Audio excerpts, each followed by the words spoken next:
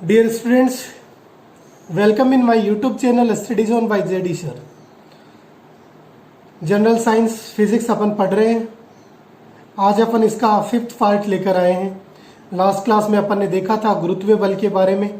ध्रुवों पर गुरुत्वीय बल का मान सर्वाधिक होता था तथा विषुवत रेखा पर गुरुत्वीय बल का मान अधिकतम होता था। उस स्थिति में भी अपन ने देखा था कि भार और गुरुत्वीय बल किस प्रकार एक दूसरे से रिलेटेड होते हैं। उसी की अपन अब आगे बात करेंगे। अपन बात करना चाहते हैं भार बल। एग्जैक्टली ये भी एक ही प्रकार का बल है। इस बल को यदि अपन समझना चाहें तो अपन कुछ इस प्रकार समझ सकते हैं। भार किस प्रकार से परिभाषित होगा? W बराबर m इंटू जी। इसका मतलब प्रकृति में विद्यमान कोई भी वस्तु जिसका अपना एक द्रव्यमान है उस पर पृथ्वी अपनी तरफ एक अट्रैक्शन फोर्स लगाती है, एक गुरुत्वीय बल लगाती है, एक बल से अपनी तरफ खींचती है। तो वो जो कुल आपके पास बल होगा वो क्या होगा? उस द्रव्यमान तथा पृथ्वी के गुरुत्वीय त्वरण के गुणनफल के बराबर होगा। इसका मतलब यदि आप परिभाषित करो तो W की फॉर्मुलेशन कितनी हो जाएगी? इक्वल टू m इंटू जी, द्रव्यमान गुणा प्रभावी गुरुत्वीय त्वरण।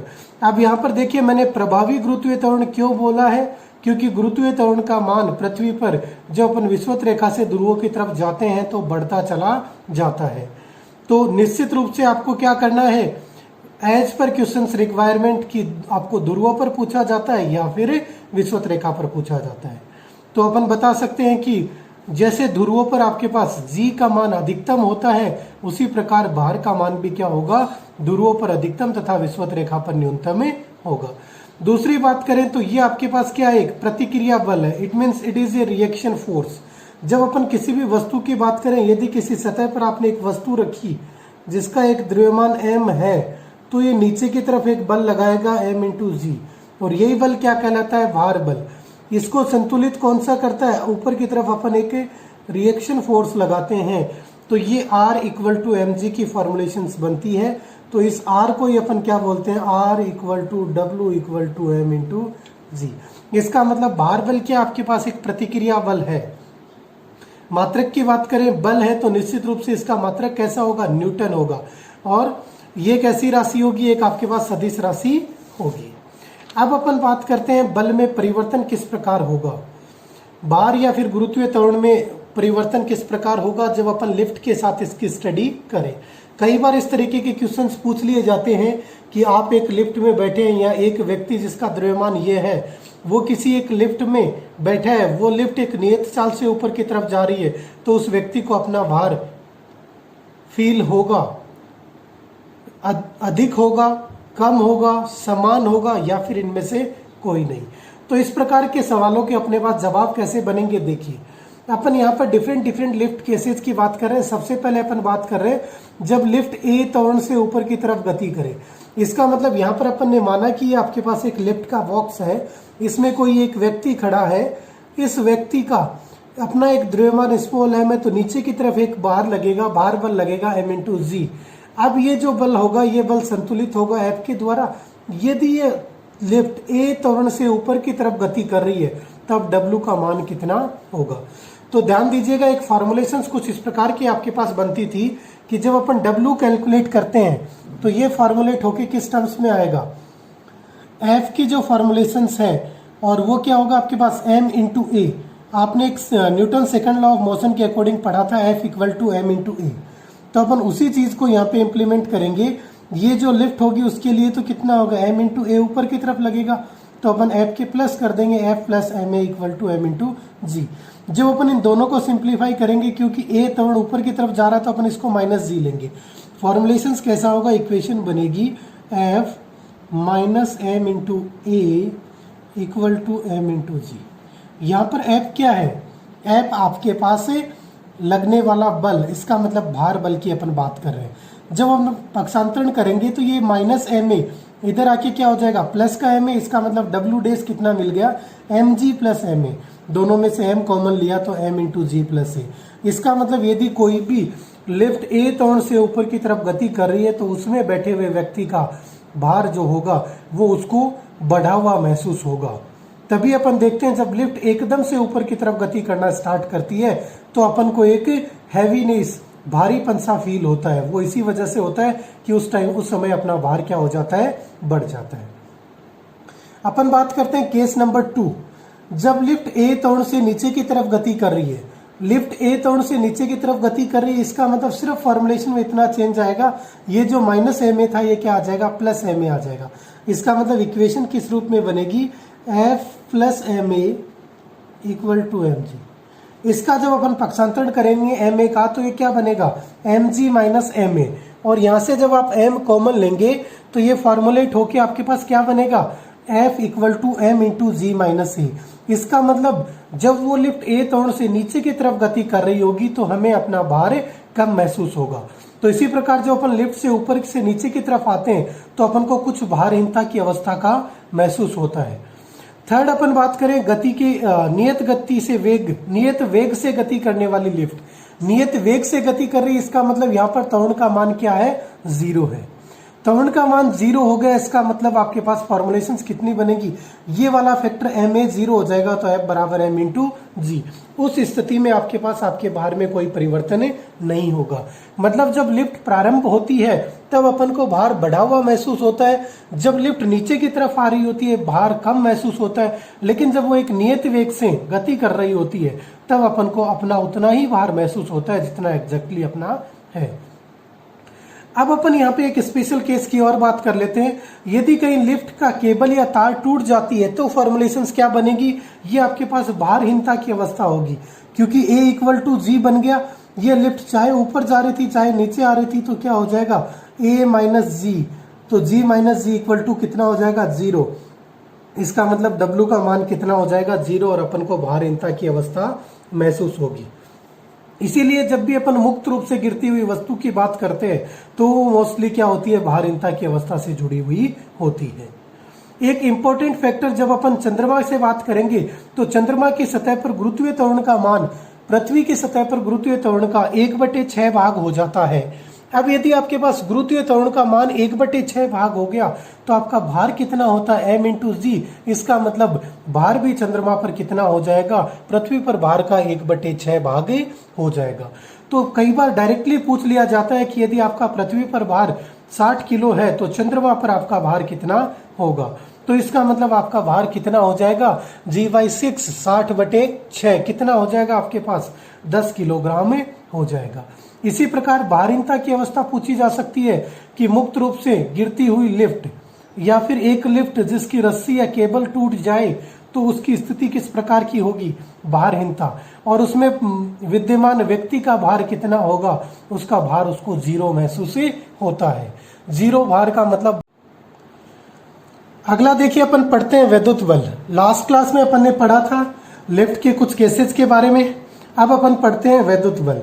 विद्युत बल का मतलब क्या है कि जब आपके पास कोई भी दो आवेशित वस्तुएं एक दूसरे पर बल लगाएंगी तो उस बल को अपन किस रूप में परिभाषित करेंगे, विद्युत बल के रूप में परिभाषित करेंगे।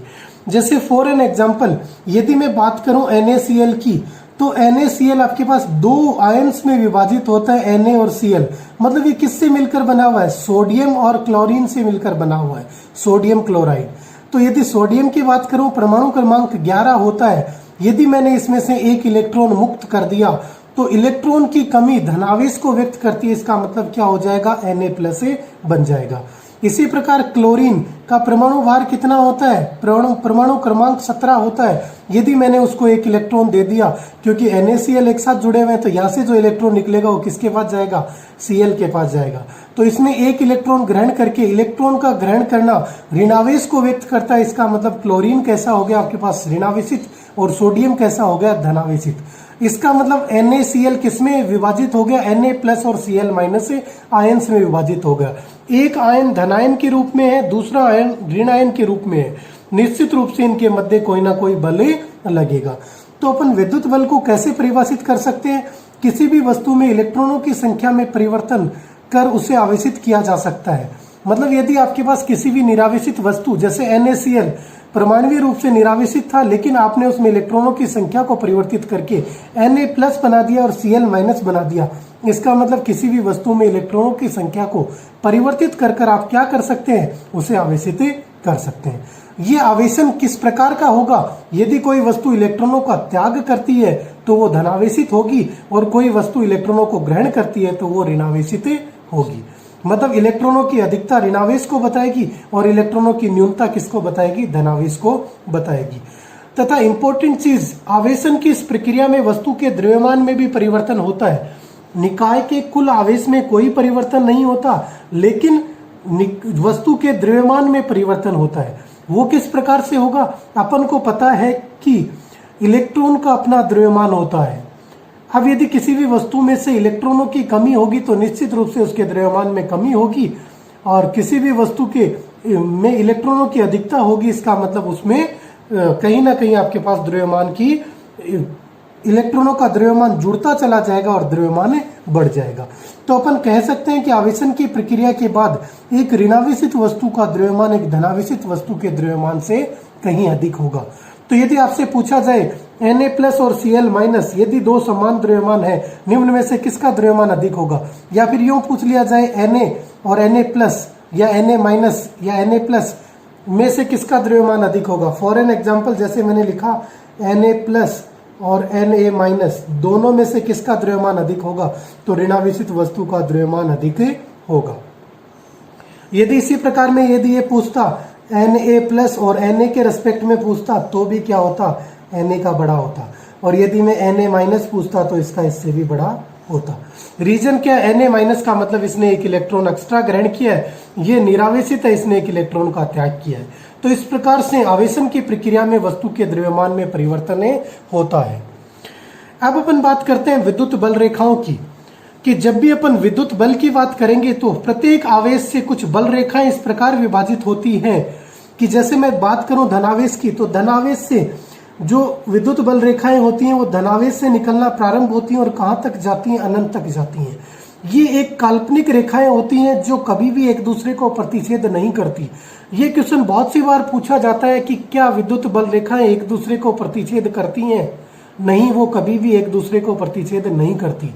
या फिर पूछा जा सकता है वो एक दूसरे को प्रतिच्छेद क्यों नहीं करती, तो उसका आंसर आपके पास होगा किसी भी एक ही बिंदु पर विद्युत क्षेत्र की दो दिशाएं नहीं हो सकती, क्योंकि प्रत्येक बिंदु पर जो विद्युत बल रेखाएं हैं वो विद्युत क्षेत्र की दिशा को व्यक्त करती हैं। धनावेश के लिए ये धनावेश से बाहर की तरफ निकलती हैं तथा ऋणावेश के लिए ऋणावेश के अंदर की तरफ प्रवेश करती हैं। यदि इनकी परास की बात करें अपन, तो धनावेश के लिए धनावेश से प्रारंभ होकर अनंत तक जाती हैं तथा ऋणावेश के लिए अनंत से प्रारंभ होकर ऋणावेश तक पहुंचती है। अब अपन बात करते हैं विद्युत बल के गणितीय रूप की।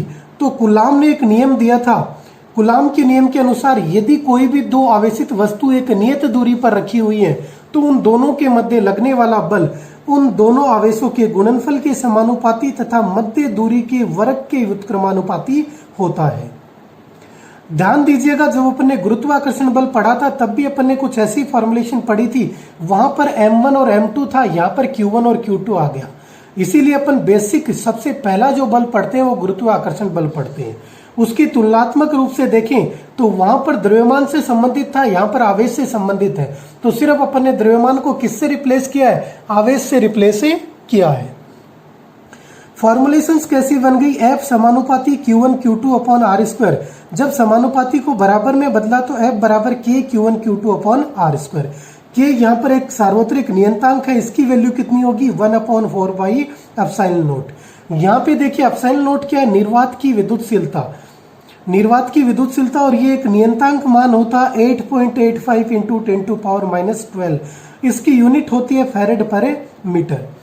जब अपन बात करें विद्युत बल की तो ये आवेशित वस्तुओं पर एक आवेशित वस्तु पर अन्य आवेशित वस्तु की वजह से लगने वाला बल या फिर एक उदासीन वस्तु पर यह बल उदासीन वस्तुओं के मध्य भी क्या हो सकता है, महसूस किया जा सकता है।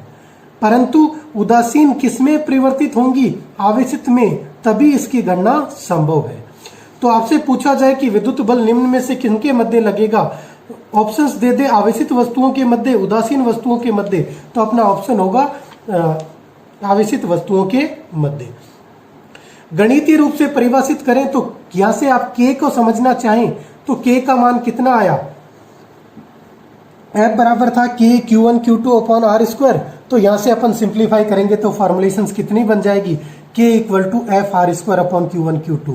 बल न्यूटन में होता है, आर मीटर स्क्वायर में होता है, और ये किस में मिल जाएगा, कूलाम स्क्वायर।